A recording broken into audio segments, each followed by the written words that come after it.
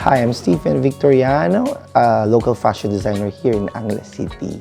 I'm here in CSA Medical Aesthetics and kay Doktora Contessa.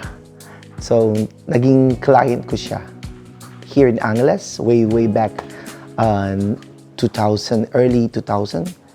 And sa katagalan na ng as client, we all know that she's a doctor here in Pampagwapo at Pampaganda. So, I'm not getting younger. Gusto kong bumata tsura. Don't forget to subscribe and click the notification bell.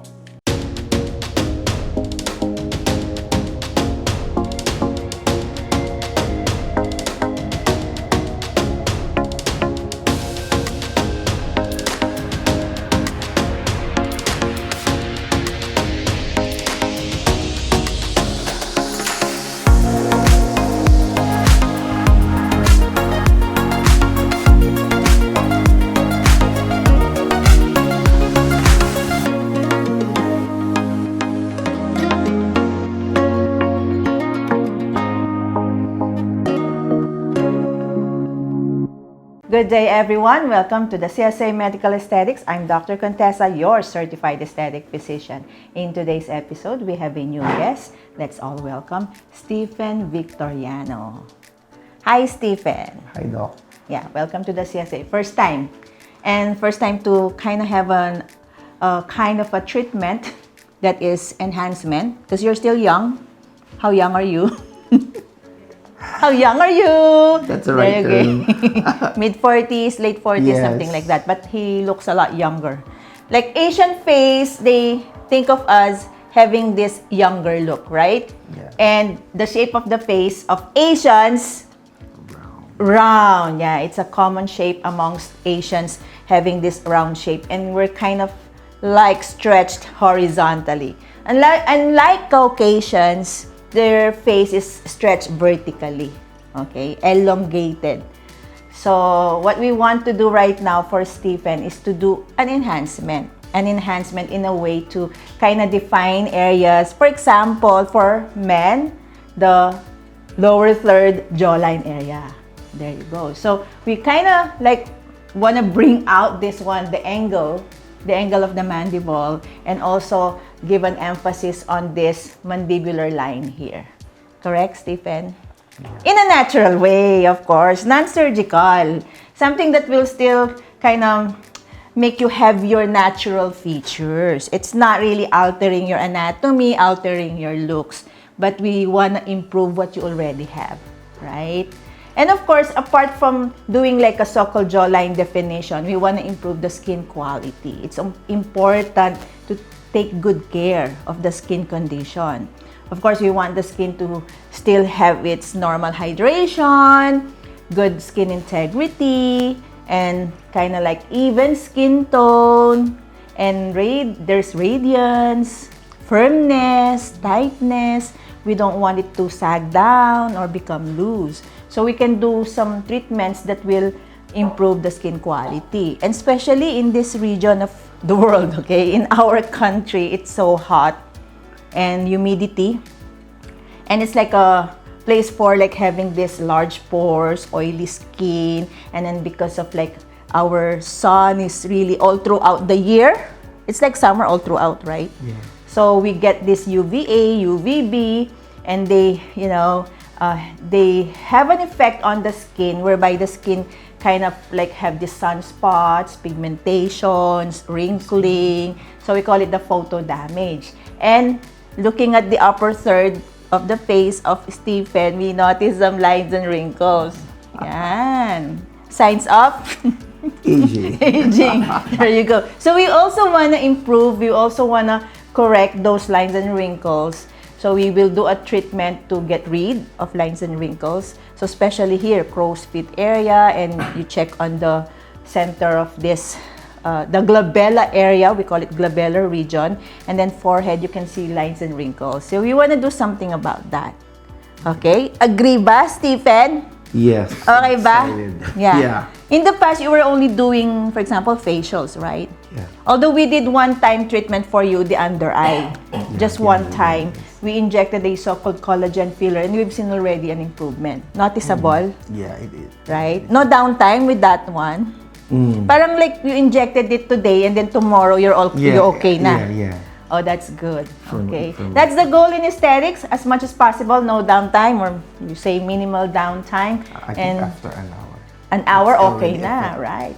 So we'll still do more procedures. We'll kind of add up to that collagen filler. We'll show you when we return.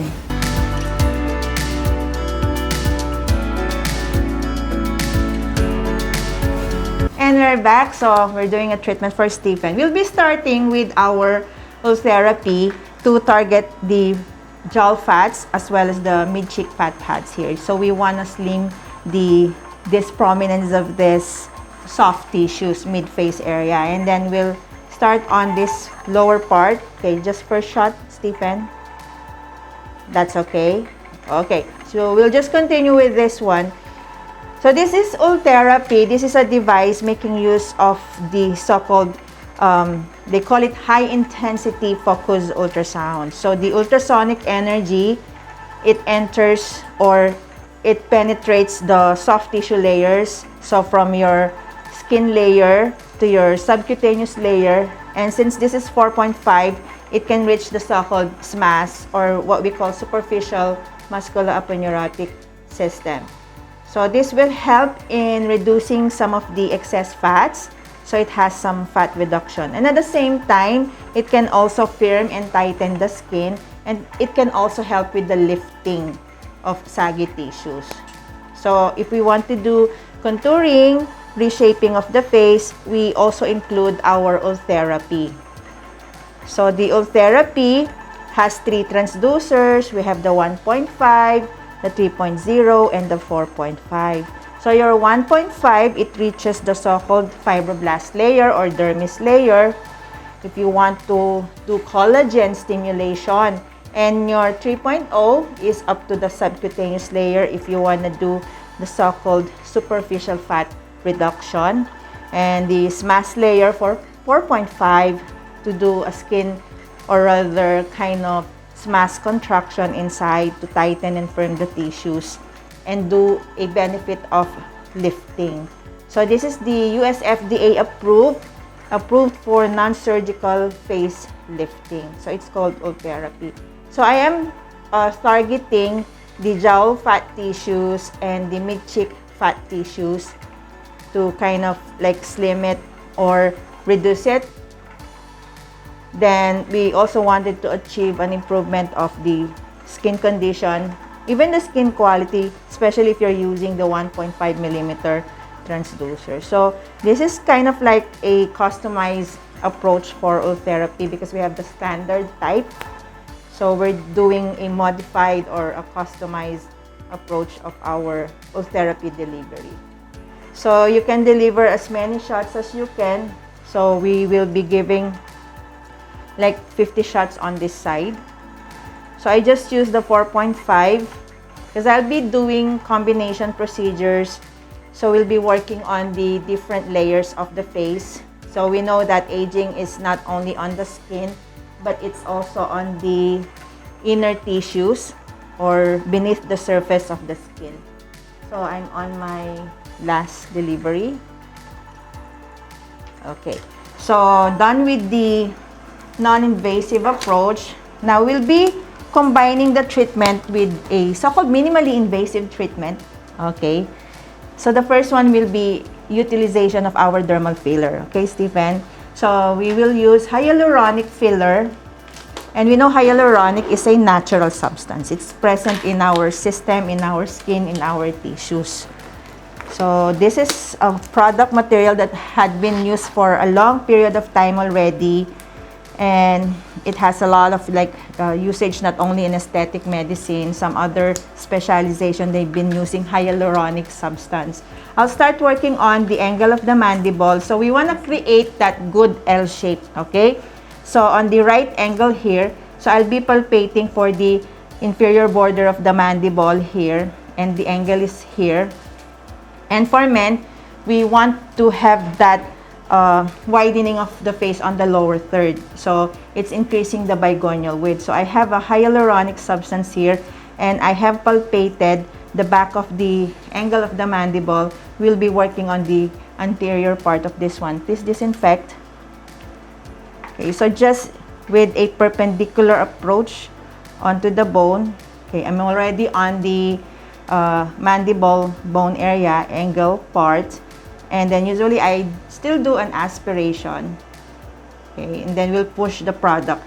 So for doctors doing this, we have to be careful with the anatomical structure called the mandibular notch here, because you have your facial artery coming out from this antegonial notch. So I'm pushing my product. I'll be giving like a 0.5 mil here, or you can even make it 1 mil.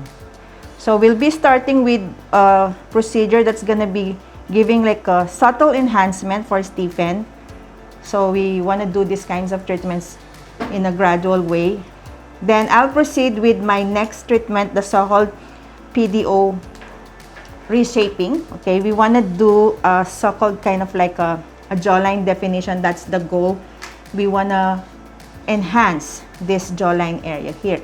So again, following the mandibular line here, inferior border, and I'll have an entry point here.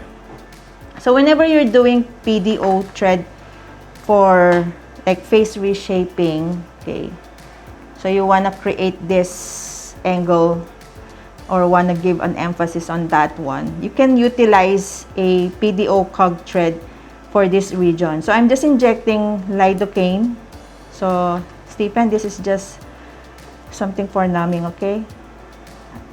And the space where you want to place the material, you can inject your tumescent anesthesia or your lidocaine.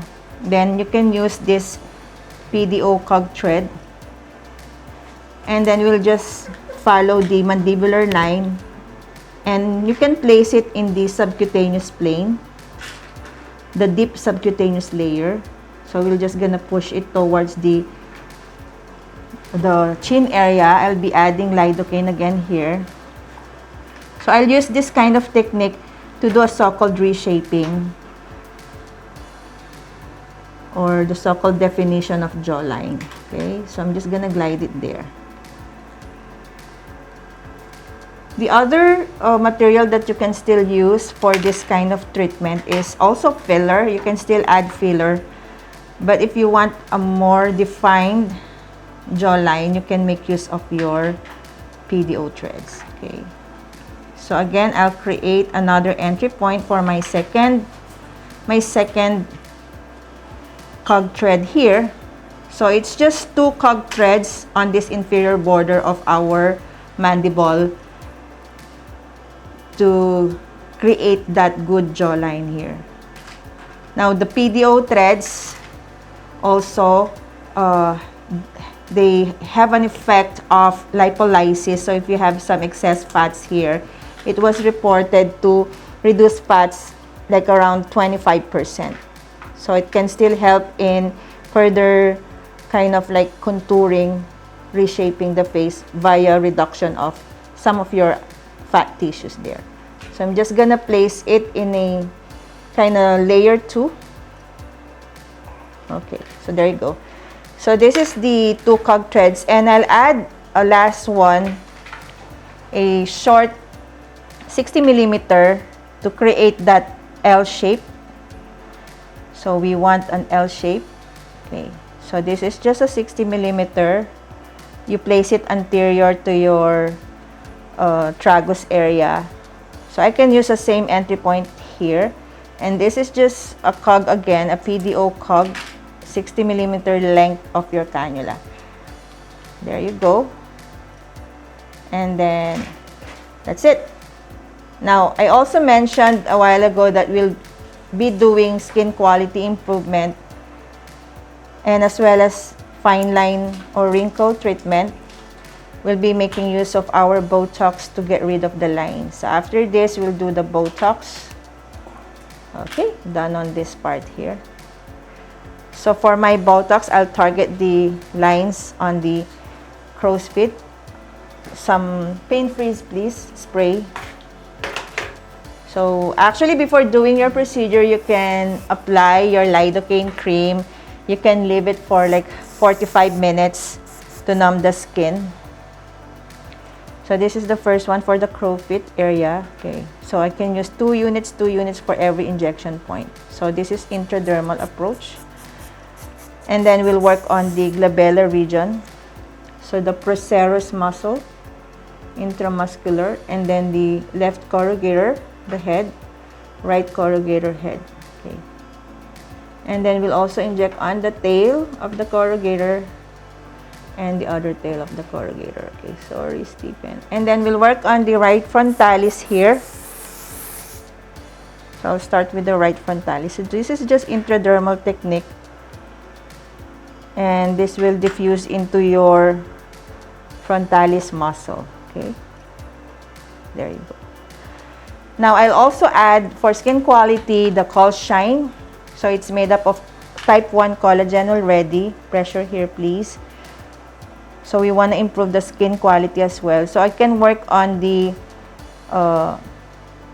dermis area here, deliver this so-called collagen type 1. So Stephen also has a good skin quality, so we just want to maintain that. So I'm making this papule technique, intradermal technique of this Coll Shine here. And we just want to deliver it in the dermis area. So you can work on the entire face area with this kind of technique. Okay, usually I start on the outer portion of the face before I go to the medial part. So this is injecting on the jawline.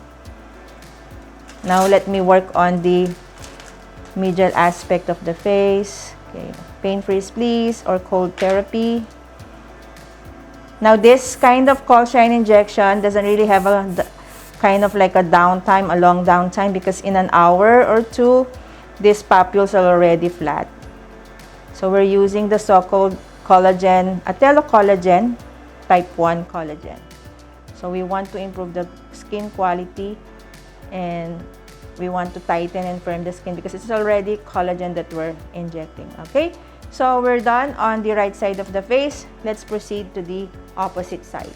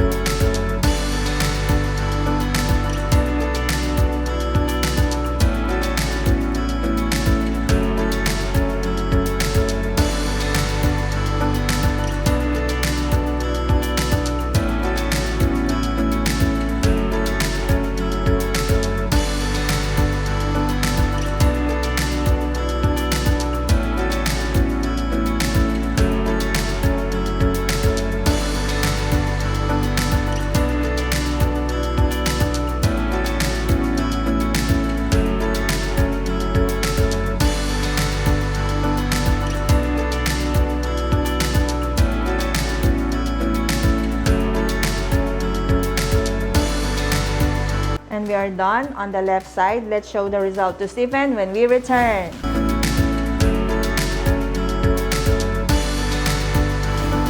And we're back, so let's show the result to Stephen. And Stephen, here is the mirror.